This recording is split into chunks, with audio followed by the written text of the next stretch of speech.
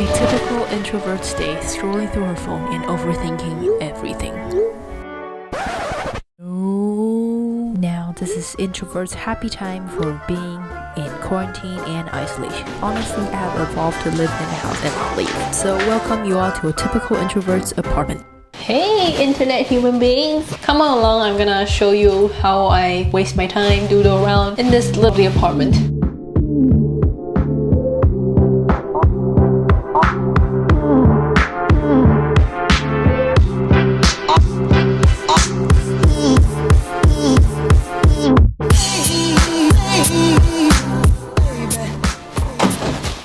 So hey, welcome to my house. This is the entry, but according to French, entrée is the appetizer dish. Entry means also the doorway where you enter the house. Of course, in the entryway, we got some shoe cabinets. And whenever the doorbell is pressed, my nerve starts crackling up and I'm like, who's coming?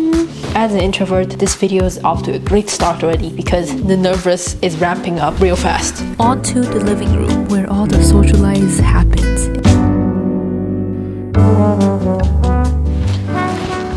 Welcome to the living room. So this place during the quarantine is where I watch movies. And yes, during this time period where everybody watches movies on computers, we have a TV here.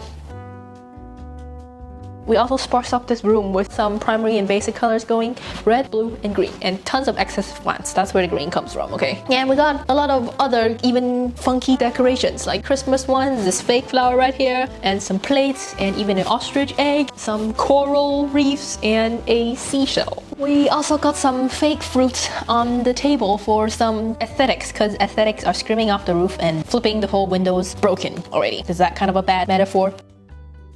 As how big this living room seems, it seems like I have a lot of friends to socialize, but I got a lot of sofas and pillows to socialize with. They don't respond to what I say, or they just give me a comfy feeling. They are soft and I can lay on. That's kind of horny, I would say. As introverts, we always get mistaken as socially awkward or shy, but we just like to be in less stimulating environments. That is the real definition of an introvert. On to the dining room.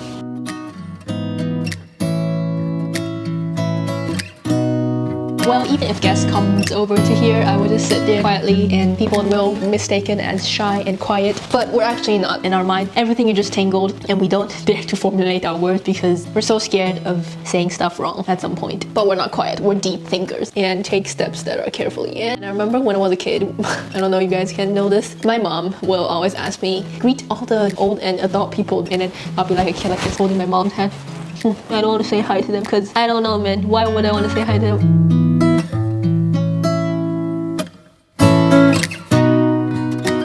How can an apartment tour be complete without a kitchen tour? Why am I even showing the kitchen? I cleaned this kitchen for the apartment tour, okay? And this kitchenette area, we also continue with the gray and white color scheme, as you can tell, on the floor instead of actual marble floors. And here, just like every Asian family, we have a steam cooker here and tons of pots, a fridge, and stove. And it's sometimes where I cook and prep my meal, but most of the time when I come back home, it's my mom that prep the meal, so not me. And that's the good thing ever. And So, you know, after cooking, there might be another leisure activity, might be playing piano. Wabah! Guess what? I even have a piano back here. But as an introvert, we always have our own musically habit. I play piano for like 15 years and I can perform like an artist. Okay, no, I can't. I stopped playing piano when I was in high school. Instruments was the thing that I missed on in life. I don't know if you guys can somehow relate to this because, you know, the ones during high school and middle school who didn't persevere through the process of learning instrument ended up being like me because I gave up throughout halfway. This piano has been here for like ages. And we moved it from the old house even to this house. I don't know why we did it, but we also got a lot of little decorations up there as well. And this is now the public area, which is this living room, dining room, and piano. So we're gonna move towards the bedroom. Whoops, another better position than lying on the bed. We're gonna talk like this for a little while. Well, actually not, that's a little bit too sexual. We're gonna talk like this then. This is my childhood bedroom. In case you guys are wondering, I have moved a little bit too many times in my whole life. I have moved, I think, 11 times, plus moving to USA, Spain, for summer camp jobs, summer school, and cram school, all that fun stuff. This is my 1, 2, 3, 4, I think 5th bedroom in Shanghai.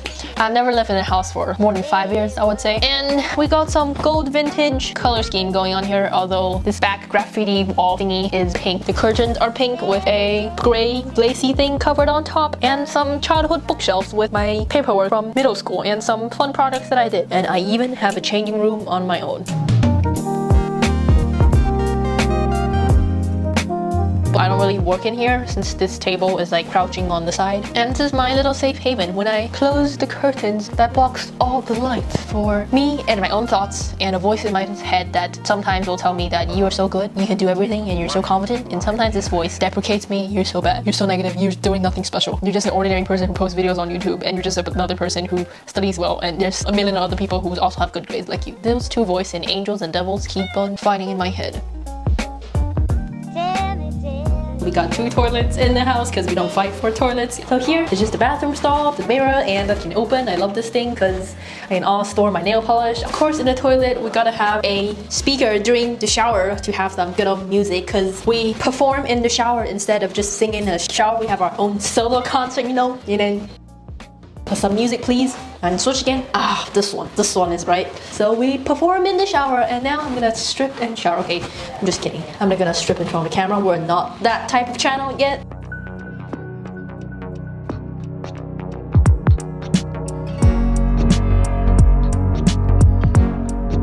Here's the room that I am in, the true love room, which is the master bedroom. Here we got a nice gold vintage bedsheet cover for some love life going on. Well, they're kind of old for all that stuff, but they never separate. They've been married for such a long time. And in this room, we picked more warm and golden color tone, and on top of the brown, we also added on some silver and white to kind of balance the color scheme out. And here we also got a chilling coffee nook area for, you know, chatting before we sleep, and morning time chatting, or just leisure activity for scrolling phones. To be accurate, because no one actually chat here, we just chat in the dining hall. Gotta decrease the social interaction. That's also social distancing again.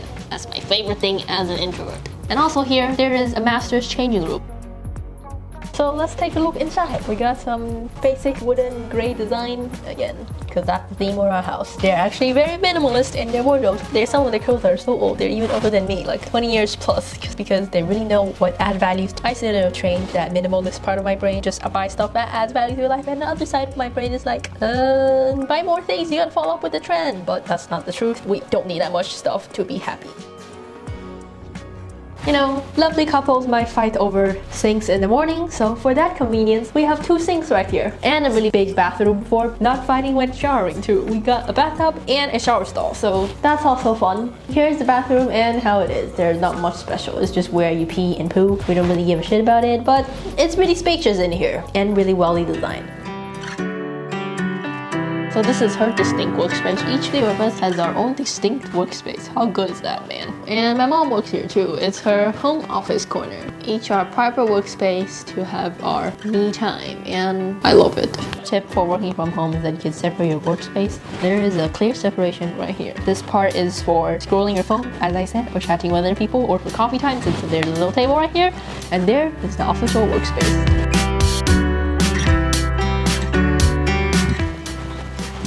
So this is the workspace of my dad. I don't work here, you know, this type of old grandma style of wood and chair right here is not for me, but we all need to prevent our vinyl curvature from bending because it is our only spine that we have, and if we get this location, it can hurt our spinal cord, and that's real bad. And this working office has also doubled as a guest room. We got a little bed nook here, which is a sofa bed right here.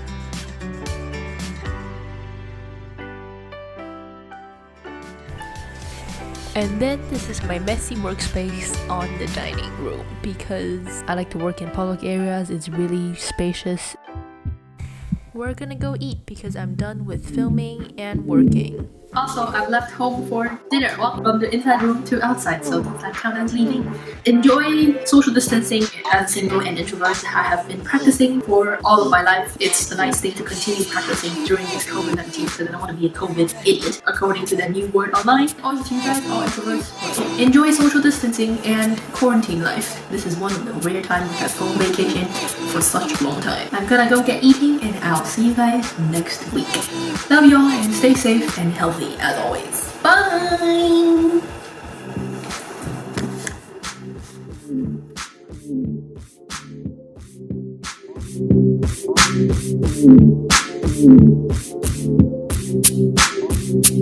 Thank